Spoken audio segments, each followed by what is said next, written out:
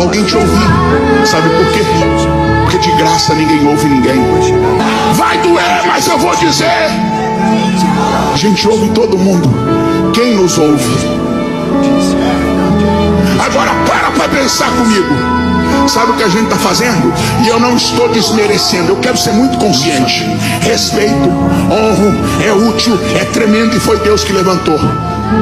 Mas a gente paga 500 conto por mês para ir no psicólogo, sentar, para ele te ouvir uma hora. Ele tem ferramenta sim, ele estudou sim, é uma profissão digna e ajuda muita gente sim. Mas presta atenção, ele te ouve.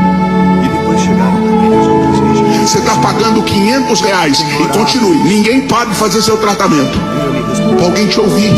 Sabe por quê? Porque de graça ninguém ouve ninguém. Para alguém te ouvir.